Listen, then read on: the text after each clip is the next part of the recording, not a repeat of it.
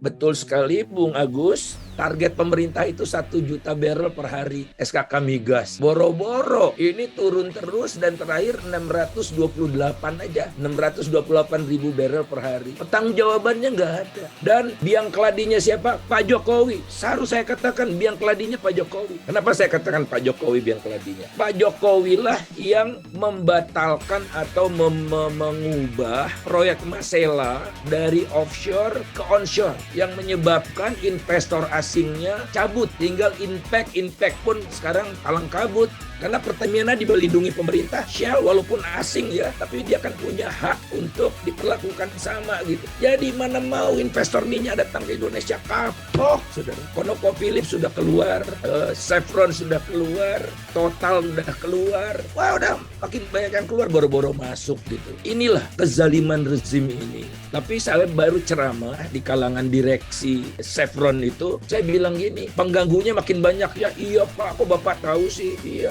ada suaminya Puan, ada si Anu. Karena ini udah milik Republik Indonesia.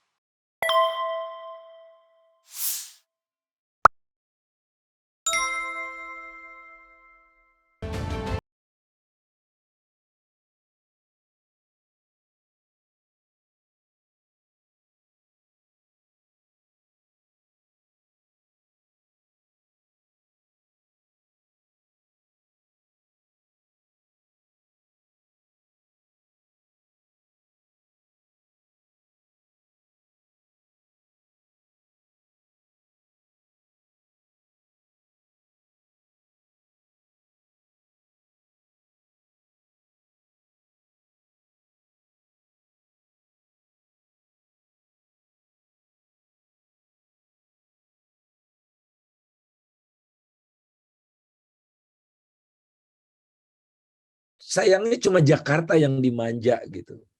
Saya walaupun masih COVID, saya terus sekarang sedapat mungkin naik angkutan umum. Nah, the beauty dari angkutan umum kan sebetulnya ciri dari kota atau negara yang berkeadaban tinggi. Jadi yang diutamakanlah public. Nah, kalau pemerintah private. Private car naik, bebas PPNBM, bebas biaya bayar uang cicilan di muka itu, uang muka macam-macam itu yang dikasih mereka aja gitu. Ya jadi pemerintah juga yang promote kenaikan harga BBM ini. Kemudian ya solusi pemerintahnya saya udah sampaikan tadi ya, bebas PPN macam-macam gitu. Kemudian kita coba untuk dorong pemerintah ini semua bisa dipertanggungjawabkan, semua ada hitung-hitungannya yang jelas dan sebagainya. Pak Kwik pernah cerita kepada saya, waktu Pak Kwik jadi Menko Perekonomian itu, dia minta data struktur biaya itu nggak dikasih loh. Dia Menko waktu itu. Gila nggak coba tuh, apa kepentingannya gitu. Sampai Pak Kwik selesai, tidak dapat biaya produksinya itu. Benar itu. Nah, jadi itu Pak Antoni saksinya tuh. Saya beberapa kali, tapi sekarang udah lama enggak email-emailan dengan Pak Kwik juga. Nah, kemudian Bung Agus, ya kalau saya udah sampaikan bahwa rezim ini udah nggak kompeten gitu ya. Dijatuhkan atau bagaimana, kita diskusikan yang akan datang. Tapi kalau kita biarkan ini, rezim hanya bisa berubah, oligarki bisa kita kempeskan kalau ada krisis besar menimpa negeri ini. Kalau nggak ada krisis besar, uang mereka udah terlalu banyak lah ya. Itu lihat aja korupsi yang di Riau. Korupsi di Riau saja itu berapa triliun sekarang kerugian Sekarang itu negaranya? rilisnya 104 triliun dari Gila 78 nggak? yang pertama. Tuh 104 triliun tuh gede banget loh dibandingkan dengan subsidi itu ya. Ini korupsinya baru 1. Belum korupsi si Sambo, belum korupsi macam-macam itu. Nah, jadi kita menuntut, oke, pemerintah juga harus menunjukkan dia kerja keras dong. Dan pemerintah minta semua warga berkorban, tapi pemerintahnya nggak mau berkorban. keras kepala. Kenapa saya katakan gitu?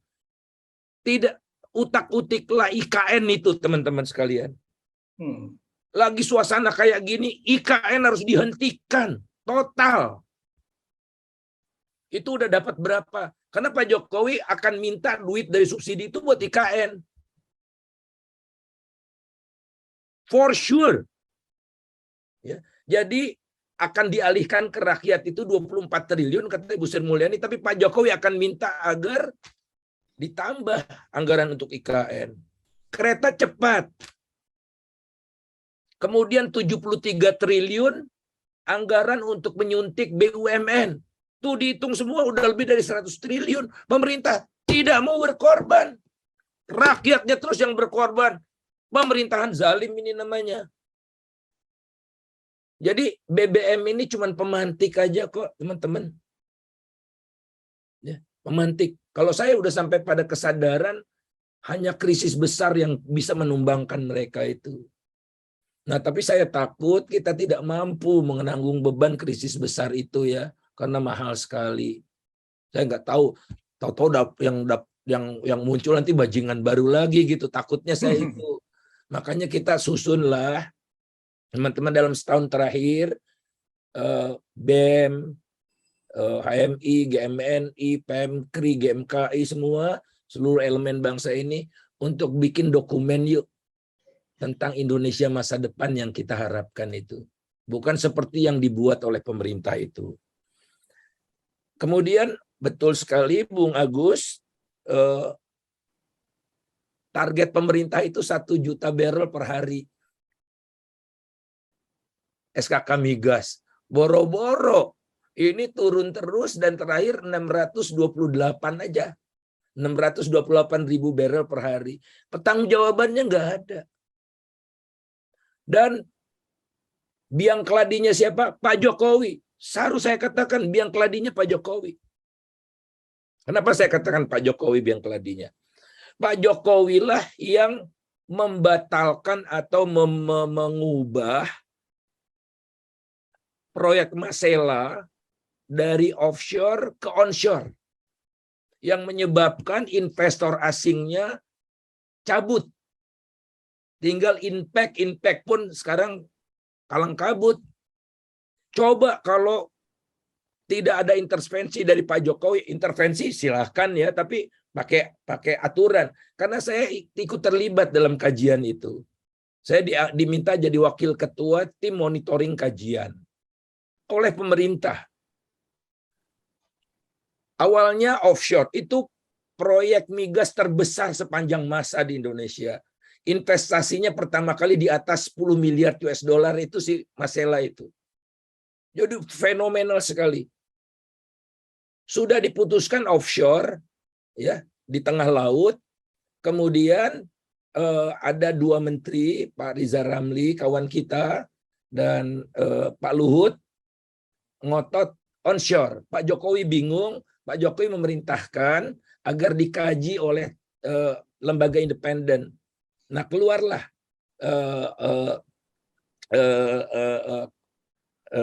Poten Internasional.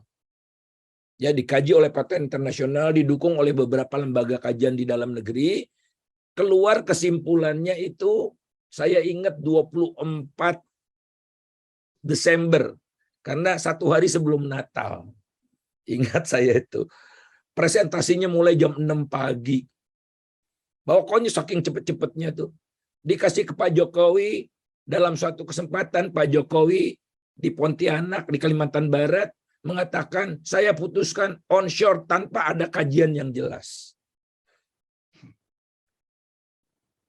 Jadi, berapa miliar, padahal kalau udah berproduksi sekarang, itu kita kebanjiran penerimaan PNBP dan PPH migas, yang Pak Antoni bilang tadi itu. Jadi kerugian negara itu berapa? Triliunan, ratusan triliun rupiah itu. Billions of US dollar itu. Nah kemudian coba Bung Agus, misalnya pemilik Shell.